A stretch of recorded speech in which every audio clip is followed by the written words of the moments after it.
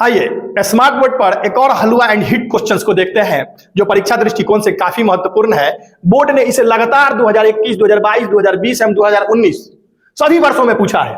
प्रश्न यह है कि निम्नलिखित बहुपदों के शून्यक ज्ञात कीजिए।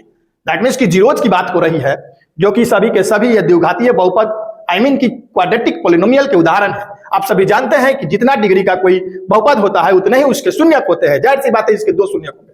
प्रश्न है कि 2x square minus 3x minus 5, चूंकि यह बहुपद है, इसके शून्यक ज्ञात करने हैं, जीरोज ज्ञात करने हैं। तो मान लेते हैं कि माना कि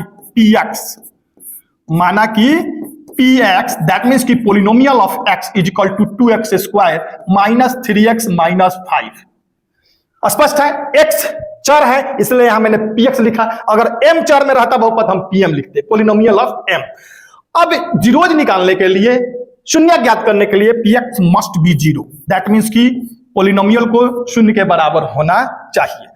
px मस्ट बी जीरो मतलब 2x square minus 3x minus 5 equal to zero.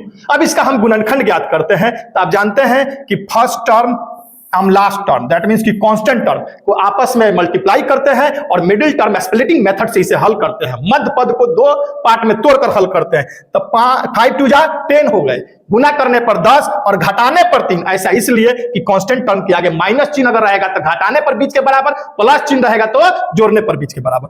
क्या रिजल्ट मिला? 2x स्क्वायर यहां 5 minus 2 into x minus 5 equal to zero. Bracket खोलते हैं, एक्सप्लेन करते हैं, इसको विस्तार करते हैं। 2x square minus 5x plus 2x minus 5 equal to zero.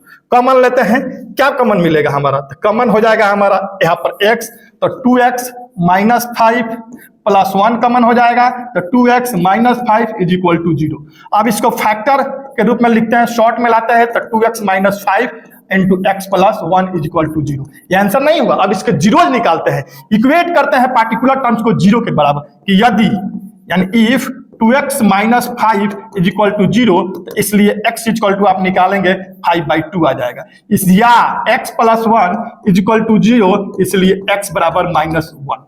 क्या मैंने कहा था ना कि दो शून्यक होंगे? याद रखेंगे, जितना डिग्री का कोई पॉलिनोमियल होगा उतना ही उसके शून्यक होंगे, जितना डिग्री का कोई इक्वेशन होगा उतना ही उसके रूट्स होंगे, उतना ही उसके मूल होंगे। धन्यवाद।